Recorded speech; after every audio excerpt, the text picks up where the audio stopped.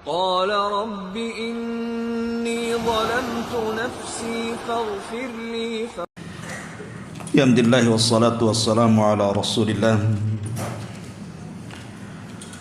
wa ala alihi wa sahbihi wa mawalah wa la hawla wa la quwata illa billahi wa ba'du. Baik, kita lanjutkan kajian kita, masih membahas tafsir dari surah Al-Haqqah. Dan kemarin kita sudah membahas ayat 4 sampai 8, di mana di sini ada dua kisah yang disebutkan di dalam Al-Qur'an. Pertama, kaum Ad, dan sudah dikisahkan pada pertemuan minggu yang lalu, dan malam ini kita akan mengkisahkan tentang kaum Tsamud. Baik, kita ulas kembali ayatnya. A'udzubillahi minasyaitonir rajim. Bismillahirrahmanirrahim. Kadzabat Tsamudun wa 'adun bil qariyah. Fa amma Tsamudu fa uhliku bit taghiyah. Wa amma 'adun fa uhliku birihin sarsarin 'atiyah. Sakharaha 'alaihim sab'a layalin wa thamaniyata ayyamin khusuma fataral qauma fiha sar'a ka'annahum a'jazu nakhlin khawiyah fahal tara lahum min baqiyah. Telah mendustakan kaum Tsamud dan juga kaum Ad akan datangnya hari kiamat yang menggetarkan hati. Adapun kaum Tsamud, mereka telah dibinasakan Allah dengan suara yang sangat dahsyat. Sedangkan kaum Ad dibinasakan dengan angin topan yang sangat dingin. Dia menimpakan angin itu kepada mereka selama 7 malam 8 hari terus menerus.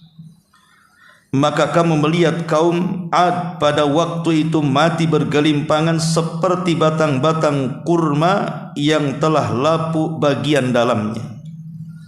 Adakah kamu melihat seorang pun yang masih tersisa di antara mereka setelah turunnya azab itu? Ma'asyiral muslimin wal muslimat rahimani wa rahimakumullah. Kita tahu bahwa setelah Nabi Allah Hud alaihi salam membawa orang-orang yang beriman untuk menghindari azab Allah subhanahu wa ta'ala, dan ketika turun azab itu betul-betul Allah binasakan seluruh kaum Ad, kaum yang sangat sombong dan congkak itu. Maka Nabi Allah Hud alaihi salam mulai membina orang-orang yang beriman, sehingga generasi pertama mereka menjadi umat terbaik di alam semesta ini, mengikuti ajaran Nabi Allah Hud alaihi salatu wassalam.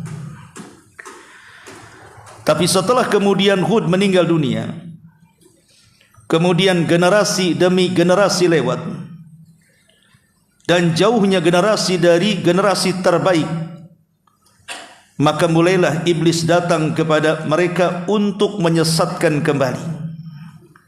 Akhirnya setelah jauh dari generasi Nabi Allah Hud alaihi salam, mulailah manusia kembali menyekutukan Allah subhanahu wa ta'ala.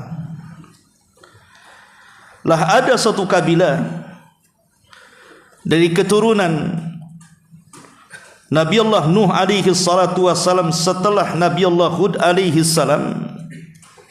Kabilah itu sangat besar.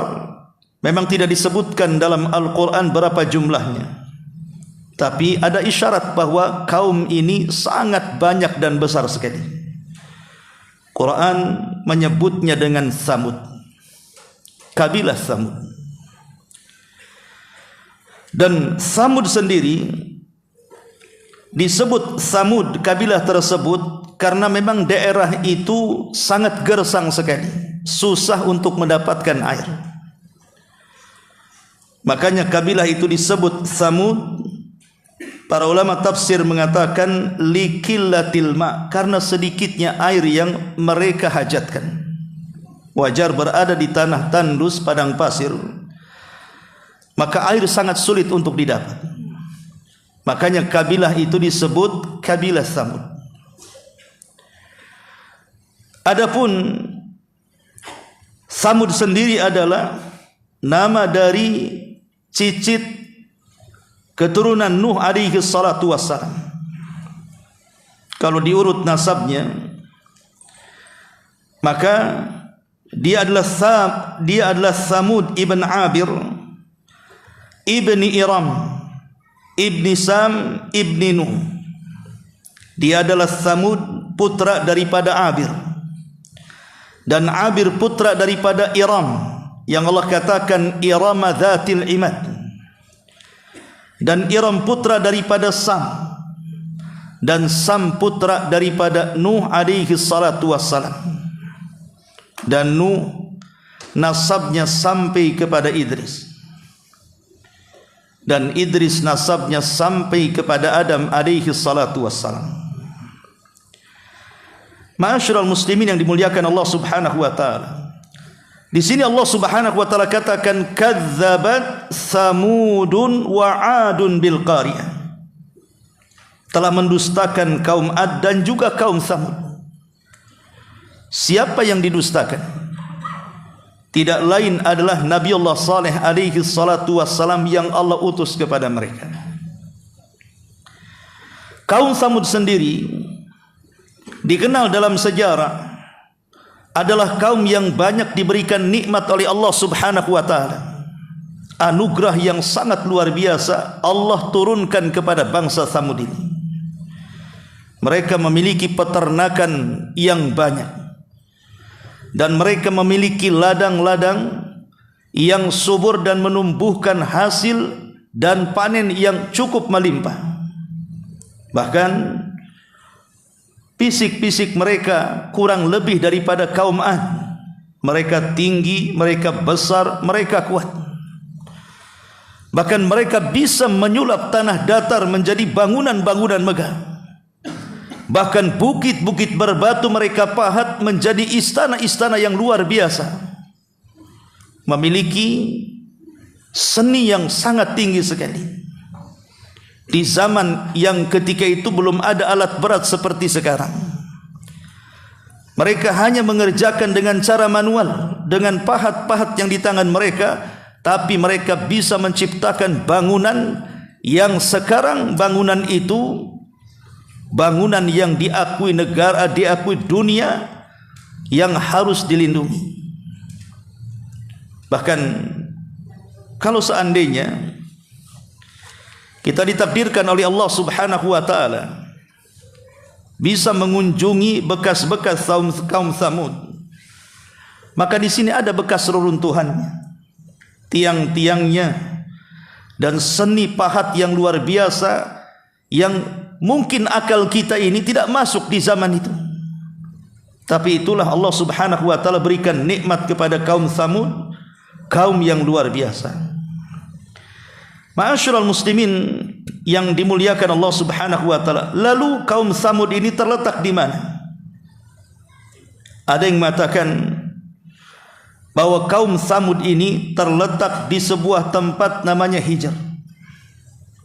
Dan Hijr ini terbentang di antara Hadraul Maut mengarah ke Urdun. Antara Hadraul Maut dan juga Oman dan mengarah ke Urdun sana. Maksudnya Urdun itu Yordania. Di tengah-tengahnya disitulah ada kaum atau kabilah Arab yang disebut dengan Al-Arabu Al-Ba'idah. Arab yang sudah musnah, yang tinggal ceritanya. Disitulah kaum Tsamud berada, dan disitu pula Allah Subhanahu wa taala mengazab mereka. Ma'asyiral muslimin yang dimuliakan Allah Azza wa Jalla, baik kita akan runut kisah tentang Nabi Saleh dan juga kaum Tsamud.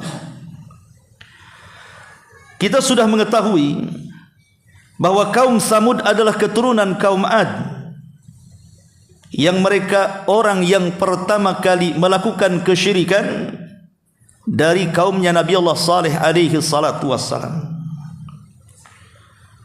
Persis seperti kaum Ad, mereka sombong, mereka congkak, dan mereka kaum yang sangat degil dan keras kepala dan tidak mau menerima kebenaran dari Nabi yang diutus kepada mereka.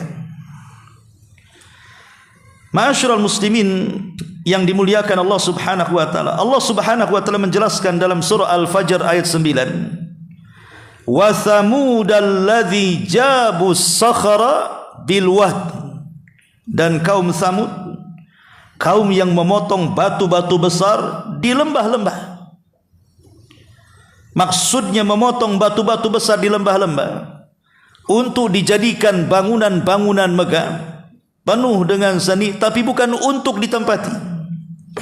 Mereka hanya untuk dijadikan rumah singgah saja. Sesekali mereka datang ke situ hanya untuk berlibur kemudian pulang kembali. Jadi bangunan-bangunan itu dibangun hanya untuk main-main saja. Lah ketika kesyirikan kaum Samud mulai meluas ke mana-mana, akhlak mulai rusak, moral mulai rusak, maka Allah Subhanahu wa taala mengutus saudara mereka. Maksudnya saudara senasab, bukan saudara seagama. Nabi Allah Saleh alaihi salatu wassalam, sebagaimana Allah mengatakan dalam surah Al-A'raf ayat 73, wa ila tsamuda akhahum salihah, dan kepada kaum Samud kami utus saudara mereka. Maksudnya saudara di sini saudara senasab, bukan saudara seagama, karena kaum Samud kufur. Siapa yang diutus? Saudara mereka Nabi Allah Saleh alaihi salam. Sebagaimana utusan Allah Subhanahu wa taala sejak nabi-nabi sebelum Nabi Saleh atau sesudah Nabi Saleh, dengan ditutupnya kenabian Bani Israel Isa bin Maryam, dan ditutupnya seluruh para nabi dan rasul setelahnya, Rasul kita Muhammad sallallahu alaihi wasallam. Semua para nabi datang dan diutus oleh Allah Subhanahu wa taala, tugasnya hanya satu, untuk mengajak manusia mentauhidkan Allah Subhanahu wa taala. Makanya Nabi Saleh alaihi salatu wasallam mengatakan, masih dalam surah Al-A'raf 73, qala ya qaumi ibudullaha ma lakum min ilahin ghairu. Berkata Nabi Saleh kepada kaumnya, wahai kaumku, sembahlah Allah, tauhidkan Allah, esakan Allah. Sesekali tidak ada sesembahan bagimu selain daripada Allah Subhanahu wa taala. Tetapi kaum Samud ini sekali lagi adalah kaum yang sangat sombong sekali. Mereka justru kemudian menentang kehendak Nabi Saleh alaihi salatu wassalam. Bahkan mereka mengatakan, sebagaimana disebutkan dalam surah Hud ayat 62, qalu ya Saleh qad kunta fina marjuwan qabla hadha. Wahai Saleh, sesungguhnya kamu sebelum ini adalah seseorang di antara kami yang kami harapkan. Artinya Nabi Saleh ini sudah dikenal sejak lahir, kemudian remaja sampai dewasa, bagaimana akhlaknya, bagaimana ketulusannya, bagaimana keikhlasannya, bagaimana amal salehnya, diakui di tengah-tengah kaumnya dan digadang-gadangkan untuk menjadi pemimpin mereka. Tapi setelah kemudian Allah Subhanahu wa taala mengutus Nabi Saleh, mengajak mereka untuk mentauhidkan Allah Subhanahu wa taala, mereka justru berbalik. Orang yang diharapkan malah menjadi orang yang paling mereka benci. Alasannya karena Nabi Saleh sudah mulai meninggalkan ajaran nenek moyang mereka dan mengganggu berhala-berhala mereka. Makanya mereka mengatakan, qalu ya Saleh qad kunta fina marjuwan qabla hadha atanhana an na'budu ma ya'budu abauna wa inna la fi syakkim mimma tad'una ilaihi murid. Maka mereka mengatakan, wahai Saleh, Apakah kamu melarang kami untuk menyembah apa yang disembah oleh bapa dan nenek moyang kami? Jadi mereka tetap dengan keyakinan mereka bahwa ajaran nenek moyang mereka itu mereka anggap sebuah kebenaran. Sehingga Nabi Saleh ketika datang kepada mereka mengajak untuk mentauhidkan Allah, mereka mengatakan, wahai Saleh, apakah engkau melarang kami untuk menyembah apa yang telah disembah bapak-bapak kami? Lihat, terkadang ajaran nenek moyang ini kalau sudah mengakar dan mengurat dan mendarah daging kepada seseorang, itu terkadang sulit untuk dirubah. Nasihat apapun yang kita sampaikan kepada mereka, sulit mereka untuk terima. Dan itu kenyataan hari ini. Kalau kita berdakwah ke desa-desa, ke tempat-tempat yang tidak dijamah dengan dakwah, mereka masih berpegang dengan keyakinan nenek moyang mereka. Kemudian kita jelaskan ini hak, ini batil, ini syirik, ini tauhid, maka mereka akan mengatakan justru kita yang datang hendak mengusik keyakinan mereka. Justru kita yang datang hendak memporak-porandakan jamaah mereka. Bahkan mungkin juga dianggap kita memburu-burukan sesembahan mereka. Itulah yang terjadi dengan Nabiullah Saleh dan nabi-nabi sebelum dan sesudahnya, bahkan sampai hari ini.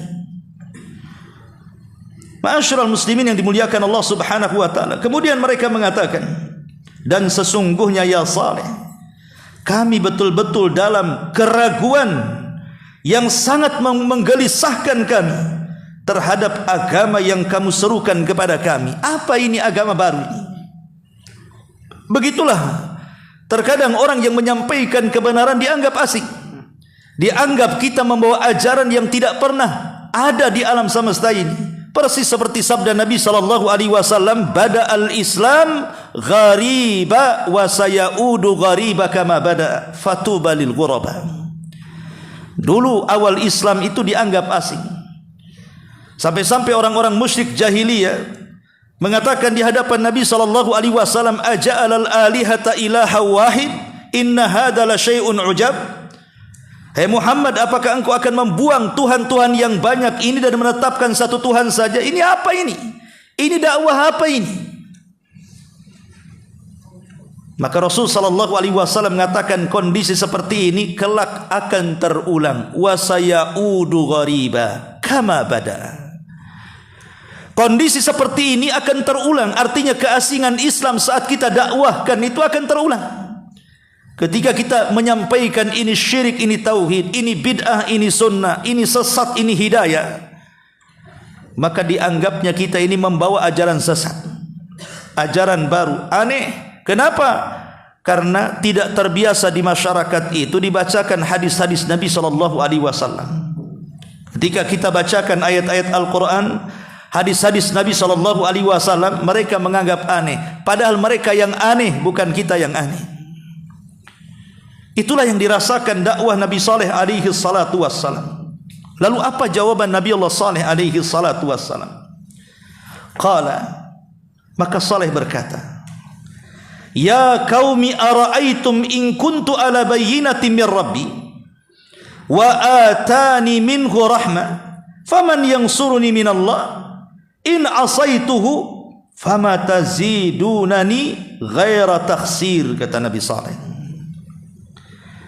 Wahai kaumku, bagaimana pikiran kalian, bagaimana pendapat kalian jika aku dalam dakwahku ini memiliki bukti-bukti yang nyata, tentu dari Rabbku, dan diberinya aku rahmat bentuk kenabian yang diutus kepada kalian, maka siapakah yang akan menolong aku dari azab Allah jika aku mendurhakai Allah Subhanahu wa taala? Sebab itu aku tidak menambah apapun kepadaku, sebab itu kalian tidak mungkin menambah apapun kepadaku selain daripada kerugian itu sendiri. Nabi Saleh alaihi salatu wassalam ingin meyakinkan kaumnya bahwa dia nabi. Dia bukan orang biasa. Ya, memang dia salah satu di antara kaumnya, terlahir di antara mereka. Tapi Allah Subhanahu wa taala sudah mengangkat dia menjadi nabi dan rasul untuk berdakwah kepada kaumnya. Jadi Nabi Saleh meyakinkan, aku ini seorang nabi. Bagaimana kalau seandainya apa yang aku katakan benar? Bagaimana kalau seandainya memang betul-betul Allah mengutus aku seorang nabi untuk diutus kepada kalian? Apakah kalian masih tidak yakin juga? Kalau seandainya aku ikut kalian, lalu siapa yang bisa menolong dari Allah Subhanahu wa taala terhadap diriku? Ma'asyiral muslimin yang dimuliakan Allah Azza wa Jalla, dan ini bentuk kelembutan Nabi Saleh saat berdakwah. Dia berusaha untuk menggunakan logika akal. Dan harusnya seorang dai memang seperti itu. Harus memiliki rahmat kasih sayang kepada mad'unya. Kemudian Nabi Saleh alaihi salatu wassalam terus mengajak mereka untuk bertobat, untuk mentauhidkan Allah, untuk membenahi akhlak-akhlak buruk mereka, dan begitu seterusnya. Akhirnya kemudian mereka pun menantang Nabi Saleh alaihi salam dan mengatakan, wahai Saleh, bukankah setiap nabi diberikan mukjizat? Bukankah setiap nabi diberikan keanehan yang berbeda dengan setiap orang? Kalau memang kau seorang nabi, buktikan kenabian, buktikan mukjizat dan keanehan. Kata Nabi Saleh alaihi salam, kalau begitu kalian ingin apa? Maka kaum Tsamud mengatakan, karena mereka setiap hari berjibaku dengan batu, memahat batu, membuat batu menjadi rumah dan istana megah, maka mereka meminta kepada Nabi Saleh, tolong keluarkan dari batu ini seekor unta yang bunting. Mereka meminta agar Nabi Saleh mengeluarkan unta dari batu, karena mereka tahu bahwa kalau seandainya Nabi Saleh membuat bangunan seperti yang mereka buat, Nabi Saleh bisa, itu bagian daripada mereka, memiliki keahlian sama dengan mereka. Kalau disuruh buat istana dari batu, ya mereka pasti itu mungkin, itu biasa saja, engkau sama dengan kami. Tapi mereka ingin yang lebih spektakuler, yang lebih aneh dibandingkan hanya membuat istana-istana yang dipahat dengan tangan-tangan mereka. Makanya mereka mengatakan, tolong keluarkan unta dari baluk batu ini. Maka Nabi Saleh alaihi salatu wassalam mengatakan, baik, kalau seandainya Allah kabulkan permintaan kalian, kalian beriman. Maka mereka mengatakan, siap, kami akan beriman. Maka Nabi Saleh alaihi salatu wassalam berdoa kepada Allah Subhanahu wa taala, meminta agar unta keluar dari batu. Subhanallah, keajaiban mukjizat seorang nabi. Setelah Nabi Saleh kemudian berdoa dan menunjuk telunjuknya ke sebuah batu, tiba-tiba batu itu retak seolah-olah berpintu. Tiba-tiba keluar dari dalam batu itu seekor unta besar yang sedang mengandung 10 bulan, disebut dengan usyara. Naqah usyara namanya, unta usyara. Usyara itu artinya bunting 10 bulan. Ketika keluar langsung melahirkan anaknya unta itu. Maka Nabi Saleh alaihi salatu wassalam mengatakan, ya qaumi, hadhihi naqatullahi lakum. Kata Nabi Saleh, ya qaumi, hadhihi naqatullahi lakum ayah. Wahai kaumku, inilah unta betina yang kalian minta. Inilah unta betina yang datang dari Allah sebagai mukjizat yang menunjukkan kenabianku kepada kalian. Dan Nabi Saleh alaihi salatu wassalam diberikan anugerah mukjizat, mengikuti keinginan kaumnya, disuruh untuk mengeluarkan unta, keluar unta dari batu, bunting lagi 10 bulan, kemudian langsung melahirkan. Dan Nabi Saleh mengatakan, inilah mukjizatku. Dan di sini Allah Subhanahu wa taala mengidhafahkan, dalam ilmu nahwu disebut mudhaf mudhaf ilaih. Naqatullahi, untanya Allah. Sesuatu yang disandarkan kepada Allah Subhanahu wa taala berarti sesuatu itu bukan biasa. Seperti Baitullah, rumah Allah, Ka'bah. Bahwa Ka'bah itu karena disandarkan kepada Allah, dia bukan rumah seperti rumah yang kita tempati. Tidak seperti rumah yang ditempati para pejabat walaupun penuh dengan kemegahan. Tetap rumah Allah, Ka'bah itu jauh lebih mulia dari seluruh rumah yang ada di dunia. Begitu juga naqatullah, untanya Allah, karena disandarkan kepada Allah. Berarti untanya Nabi Saleh bukan unta biasa, bukan seperti unta-unta yang ada di Timur Tengah atau di dunia, tapi dia unta yang luar biasa karena disandarkan kepada Allah. Ada juga penafsiran mengatakan disandarkan kepada Allah karena bukan terlahir daripada ibu bapa unta, dia terlahir dari batu, makanya disandarkan kepada Allah Subhanahu wa ta'ala. Ma'asyiral muslimin yang dimuliakan Allah Subhanahu wa ta'ala. Kemudian Nabi Saleh membuat syarat kepada mereka. Oke, ini adalah mukjizatku, tolong jaga unta ini. Kata Nabi Saleh alaihi salatu wassalam, fadaruha ta'kulu fi ardillah wala tamassuha bisu'in fayakhudakum adzabun qarib. Kemudian Nabi Saleh mengancam orang-orang yang akan menyakiti unta ini, karena unta ini unta Allah, dan itu bagian daripada mukjizat kenabianku, membuktikan kepada kalian. Ingat, maka unta ini biarkan dia berjalan sesukanya, makan minum sesukanya. Janganlah kalian mengganggunya dengan gangguan apapun, sebab kalau kalian berani mengganggu unta itu, akan menyebabkan kalian ditimpa dengan azab yang sangat dekat dengan kalian. Kemudian Nabi Saleh mengatakan, silahkan kalian ambil keuntungan dari unta ini, karena di situ ada sumur yang biasa orang-orang mengambil air di situ. Satu hari janganlah kalian datang ke sumur ini, karena akan mengganggu unta dia minum. Tetapi hari berikutnya kalian boleh memerah susunya sesuka kalian. Anda bisa bayangkan coba, kabilah Tsamud ini kabilah besar, memiliki penduduk yang sangat banyak sekali. Tetapi karena unta itu mukjizat dari Allah Subhanahu wa ta'ala, air susunya seperti antum berwudu, tinggal buka keran keluar semuanya. Itu cukup untuk diminum satu kabilah Tsamud. Sebesar apa tuh untanya? Dan sebanyak apa itu susunya?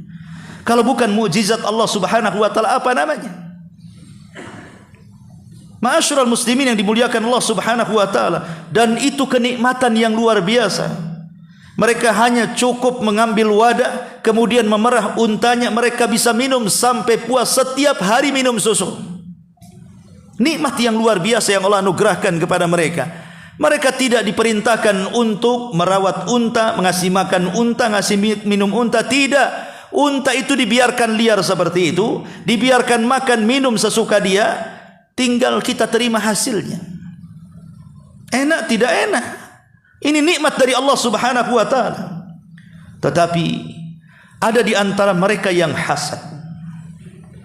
Seorang yang namanya Kidar ibn Salif atau Salif ibn Kidar, dan juga temannya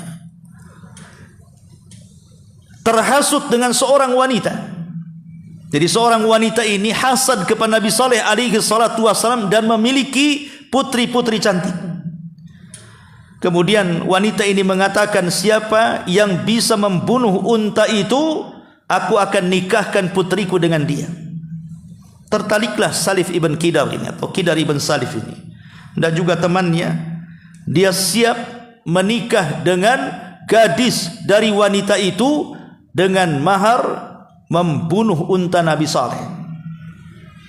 Akhirnya dia mulai memprovokasi warga-warga kaum Tsamud agar sepakat untuk membunuh itu.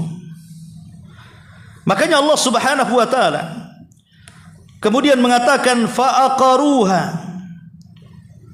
faqala tamatta'u fi darikum thalathata ayyam. Mereka pun kemudian fa'aqaruha, mulai membunuh unta itu. Betul-betul dibunuh. Karena mereka dibunuh, tetapi kemudian anak daripada unta itu yang sudah lahir tiba-tiba berteriak dan lari dan masuk lagi ke dalam batu. Kemudian mereka dengan senang hati membunuh unta itu, mengulitinya dan memakan dagingnya rame-rame, berpesta pora dengan daging unta itu, seolah-olah mereka lupa dari peringatan Nabi Saleh. Mereka pun menikmati dagingnya. lupa bahwa itu adalah mukjizat Allah Subhanahu wa taala, lupa kalau itu adalah ayat tanda-tanda kuasa Allah kepada mereka. Ketika sudah puas membunuh unta ini, mulailah mereka merencanakan membunuh keluarga Nabi Saleh dan orang-orang yang beriman dengan Nabi Saleh alaihi salam. Akhirnya kemudian Nabi Saleh mendengar bahwa untanya itu dibantai dan dibunuh serta dimakan dagingnya dan dijadikan pesta pora. Maka Nabi Saleh kemudian berdoa kepada Allah Subhanahu wa taala, karena kalian sudah tidak mengindahkan peringatanku agar jangan menyentuh unta itu dan mengganggunya, kalau tidak turun azab Allah dekat dengan kalian. Maka Nabi Saleh mengatakan, tamatta'u fi darikum thalathata ayyam. Kalau begitu kalian tunggu saja di rumah-rumah kalian selama 3 hari ini, akan datang azab kepada kalian. Kemudian Nabi Saleh mengajak orang-orang yang beriman untuk meninggalkan kaum Tsamud. Kenapa? Karena azab akan turun kepada mereka. Betul apa yang dikatakan Nabi Saleh alaihi salatu wassalam. Ketika kemudian Nabi Saleh sudah keluar dari kaumnya membawa orang-orang yang beriman yang sedikit itu, barulah mereka merasakan azab Allah Subhanahu wa taala. Mereka pun tiba-tiba kemudian ketika mereka di malam hari, ketika semua orang sedang beristirahat di rumah-rumah kaum Tsamud, badan mereka melemas, tidak bisa bergerak, seolah-olah mereka sedang menguburkan diri mereka di rumah-rumah mereka. Hari pertama wajah mereka menguning, hari kedua wajah mereka memerah, dan hari ketiga wajah mereka menghitam. Persis seperti ucapan Nabi Saleh, tamatta'u fi darikum thalathata ayyam. Bersukaria, bersenang-senanglah kalian di rumah kalian selama 3 hari, karena 3 hari ini akan turun azab kepada kalian. Sehingga kemudian di hari ketiga ketika muka mereka sudah menghitam, menggosong, seolah-olah terbakar, dari sini Allah Subhanahu wa taala kemudian mengirim kepada mereka suara yang mengguntur. Suara ini mengakibatkan gempa yang luar biasa, sehingga gempa ini merobohkan rumah-rumah. Sementara mereka sudah lemas, wajah mereka sudah menghitam, mereka sudah menggali kuburan mereka di rumah-rumah mereka sendiri. Maka kaum Tsamud semua tertimpa dengan bangunan rumah-rumah mereka. Adapun yang berada di luar rumah, mereka pun tidak selamat, karena Allah Subhanahu wa taala memerintahkan Jibril untuk berteriak satu teriakan saja. Apa yang terjadi? Maka teriakan itu atau suara yang mengguntur keras dari lisan Jibril itu tidak menyisakan jiwa kaum Tsamud kecuali mati. Makanya di sini Allah mengatakan, fa ammas Tsamud fa uhliku bitaghiyah. Adapun kaum Tsamud, mereka telah dibinasakan dengan suara yang mengguntur dan keras. Makanya Allah akhiri, fahal tara lahum min baqiyah. Adakah kamu lihat seorang yang masih tersisa di antara kaum Tsamud itu? Karena di zaman itu kalau turun azab Allah Subhanahu wa taala, maka akan mengadab seluruhnya dan tidak akan disisakan Allah Subhanahu wa taala kecuali orang-orang yang beriman. Dari sini kita tahu bahwa sebab azab itu karena 3 perkara. Pertama, karena kekufuran dan pendustaan mereka terhadap ajaran Nabi Allah Saleh alaihi salatu wassalam yang membawa risalah Allah. Yang kedua, karena mereka berani menyembelih unta Nabi Saleh. Dan yang ketiga, karena mereka terus-menerus membuat kerusakan dan tidak sadar. Itulah penyebabnya kenapa Allah Subhanahu wa taala mengazab kaum Tsamud ini. Ma'asyiral muslimin yang dimuliakan Allah Subhanahu wa taala, di dalam sebuah riwayat dikatakan oleh Nabi sallallahu alaihi wasallam tentang kaum Tsamud ini. Jadi kaum Tsamud juga disebutkan dalam hadis Nabi sallallahu alaihi wasallam. Nabi sallallahu alaihi wasallam pernah satu hari lewat di perkampungan Tsamud. Kebetulan di kampung itu ada sebuah sumur. Dan para sahabat Nabi SAW sudah mengambil air daripada sumur itu. Tiba-tiba Nabi SAW mengatakan kepada para sahabatnya, tumpahkan kembali airnya. Dan bergegaslah kalian untuk keluar dari negeri ini. Karena negeri ini adalah negeri yang diazab oleh Allah Subhanahu wa ta'ala.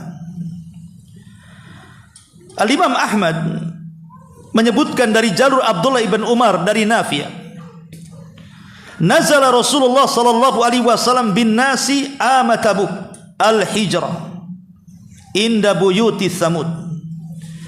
Rasulullah sallallahu alaihi wasallam tiba pada tahun terjadinya perang Tabuk di sebuah daerah namanya Hijr. Dan Hijr ini adalah tempat tinggalnya kaum Tsamud yang masih ada sampai hari ini. Kaumnya Nabi Saleh alaihi salatu wassalam. Fastaqan nasu minal abari lati kanat tashrabu minha Tsamud. Maka kaum muslimin ataupun para sahabat ketika itu mengambil air minum dari sumur-sumur yang masih ditinggalkan yang pernah diminum oleh kaum Tsamud. Kemudian fa'ajanu wa nasabu al-qudura billah. Lalu mereka pun para sahabat membuat adonan makanan dan meletakkan daging di panci. Fa'amarahum Rasulullah sallallahu alaihi wasallam. Maka Nabi sallallahu alaihi wasallam kemudian memerintahkan mereka untuk menumpahkan makanan yang sudah siap santap itu. Fa'ahraqul qudura, maka semua para sahabat menumpahkan makanan yang sudah diadon itu. Wa alaful ajin al-ibila thumma irtahala bihim hatta nazala bihim alal bi'ri allati kanat tashrabu minha naqah. Kemudian kata Nabi SAW setelah memerintahkan untuk menumpahkan isi panci dan memberikan adonan makanan tersebut untuk makanan unta, maka Nabi SAW bersama para sahabat pergi ke tempat di dekat sumur, di mana sumur itu tempat minum unta Nabi Saleh alaihi salam. Kemudian kata Nabi SAW dalam riwayat Abdullah, wa nahahum an yadkhulu 'alal qaumil ladzi udzibu. Maka Nabi SAW melarang para sahabat untuk masuk di tempat kaum yang pernah diazab, serta mengatakan di hadapan para sahabat, inni akhsha an yusibakum misla ma asabahum fala tadkhulu alaihim. Kata Nabi SAW, aku takut kalian ditimpa musibah yang pernah menimpa mereka kaum Tsamud, maka kalian jangan pernah masuk ke tempat itu. Dari sini kita tahu bahwa Nabi SAW melarang kita mengunjungi tempat-tempat yang pernah diazab. Makanya dalam riwayat Rasul mengatakan, la tadkhulu ala haula'il mu'adzabin. Janganlah kalian masuk ke tempat-tempat orang yang pernah diazab. Illa kecuali antakunu bakina fa illam takunu bakina fala tadkhulu alaihim wala yusibakum ma asabahum. Alla yusibakum ma asabahum. Kecuali kata Nabi SAW, kalau kalian bisa menangis. Tapi kalau kalian tidak bisa menangis, maka jangan sekali-kali kalian masuk ke tempat yang diazab. Dikhawatirkan kalian akan mendapatkan musibah seperti musibah yang pernah Allah timpakan kepada mereka. Makanya kita lihat bahwa Nabi SAW mengajarkan dalam manasik haji, ketika melewati sebuah lembah Muhassir, disitulah Abraha diazab oleh Allah Subhanahu wa ta'ala dengan pasukan gajahnya. Maka Nabi SAW kalau melintasi dalam manasik haji itu ke arah Ma'syaril Haram di Muzdalifah, maka Rasul biasanya bergegas karena tahu tempat itu adalah tempat diazab oleh Allah Azza wa Jalla. Begitu juga dalam syariat sa'i. Kalau sa'i ini, orang sa'i dari Safa ke Marwah ini, di situ ada lampu berwarna hijau. Apabila kita kemudian sampai di lampu berwarna hijau, kita disyariatkan untuk lari sampai ke lampu warna hijau berikutnya. Begitu juga ketika dari Marwah ke Safa, ketika melintasi lampu hijau yang sudah diberi tanda oleh kerajaan Saudi, kita disuruh lari sampai lampu hijau berikutnya, kemudian berjalan biasa. Kenapa disuruh lari di sini? Konon katanya di situ tempat diadab. Ada orang-orang yang diadab oleh Allah Subhanahu wa taala. Makanya dari sini Nabi sallallahu alaihi wasallam melarang kita masuk ke tempat-tempat yang diadab, atau tempat-tempat yang mengakibatkan datang azab Allah kepada kita, seperti tempat-tempat kesyirikan, tempat-tempat yang penuh dengan berhala, tempat-tempat yang penuh dengan kemaksiatan dan kemungkaran. Jangan masuk ke tempat itu.